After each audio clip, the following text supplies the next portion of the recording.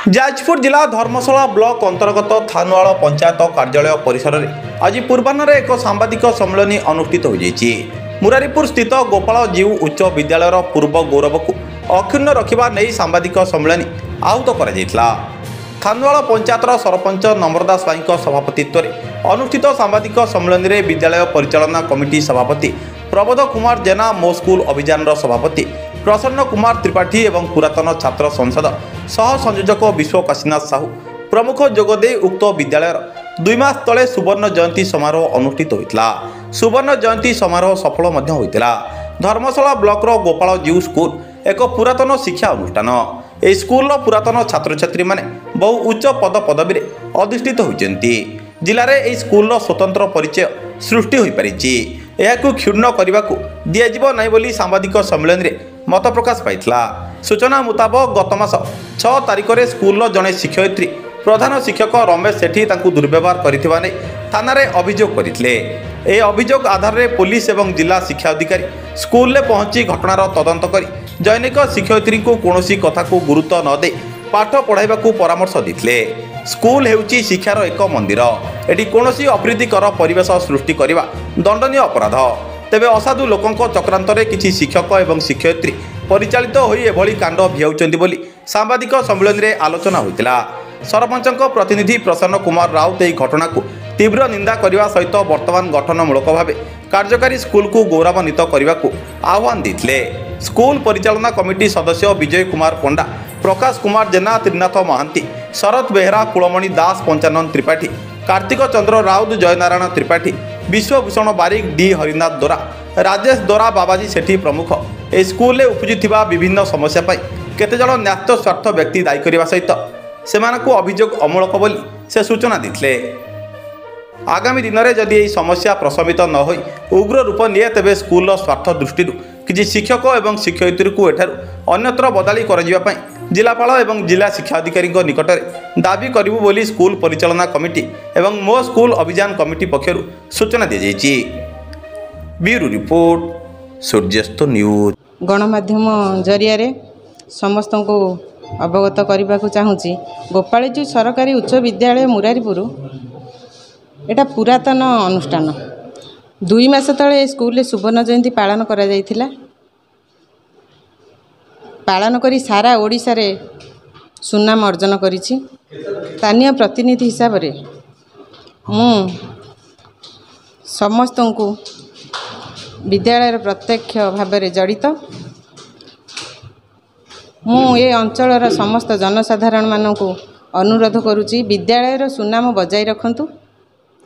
जहाँ स्कूल शिक्षक जो शिक्षयित्री करिथिबा अभियोगटी मुझे शुणी किंतु जदि ए घटनाटी घटी थिला प्रथम कर्तव्य थिला मोते जणाइबा सहित परिचालना कमिटी एवं अन्य कमिटी रे न जणाई से थानार द्वारस्थ हेले दुर्भाग्यजनक। गणमाध्यम है चतपहरी।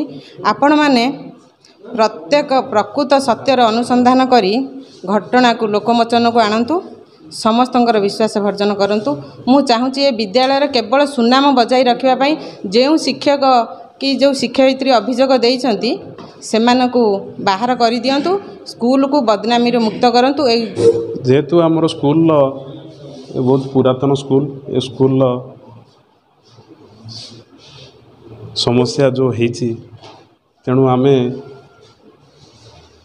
से माने आमको जनइले एचएम आमको जनइले प्रियंका मैडम जनइले जनइला परे आमे से दुई भितर किसी समाधान बाट करिया को बसिलु किंतु से माने प्रियंका मैडम किसी शुणिले नहीं। तेणु सी आमको न जन डीओ मैडम को दरखास्त देले तापरे तापरे आमे फेर डाकिलु प्रियंका मैडम को फोन करके बुझिलु कहीं देले। तेणु सी कहले मु ମୁଁ ଆପଣଙ୍କୁ ଟିକେ ଜଣାଇ ପାରିଲି ନାହିଁ। ମୁଁ କହିଲି କାହିଁ ଆପଣ ଜଣାଇଲେନି? ଆମେ ପରିଚାଳନା କମିଟିର ଯାହାହେଲେ ଆମେ ଜାଣିବା ଦରକାର, ଯେକୌଣସି ସମସ୍ୟା ଅଛି ଆମେ ଜାଣିବା ଦରକାର। ତେଣୁ ସେ କହିଲେ ନାଇଁ ମୁଁ ସେ ପରିସ୍ଥିତିରେ ମୁଁ ସେ ପରିସ୍ଥିତିଟା ମୁଁ କିଛି ଇଏ କରିପାରିଲି ନାହିଁ। ତେଣୁ ଯାଇକି ମୁଁ DO ପାଖରେ କମ୍ପ୍ଲେନ୍ ଦେଲି। ସେଠୁ DO ମ୍ୟାଡ଼ାମ୍ ମୋତେ ଫୋନ୍ କଲେ।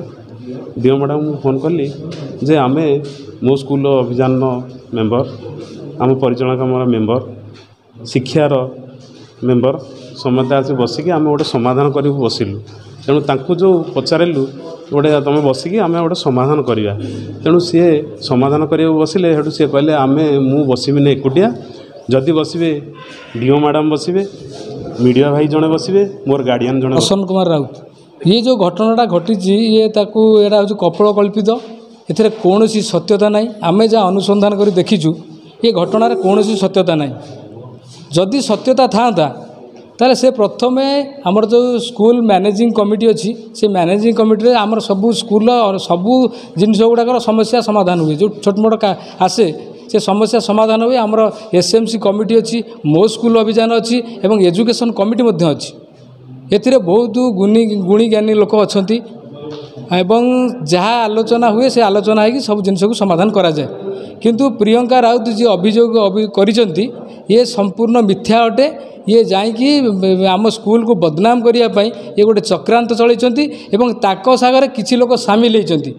କାହିଁକିନା ଆମେ ଯେଉଁ ସୁବର୍ଣ୍ଣ ଜୟନ୍ତୀ ମହୋତ୍ସବ ପାଳନ କରିଥିଲୁ ଦୀର୍ଘ ଏଇ 2 ମାସ ପୂର୍ବରୁ, ଯେଉଁ ସୁବର୍ଣ୍ଣ ଜୟନ୍ତୀ ଉତ୍ସବ ପାଳନ କରିଥିଲୁ, ପ୍ରାୟ ଆମର ସମସ୍ତ ସିନିୟର ଲୋକମାନେ ପ୍ରତି ଘରକୁ ଡୋର୍ ଟୁ ଡୋର୍ ଯାଇ ସମସ୍ତଙ୍କୁ ଡାକିଥିଲେ।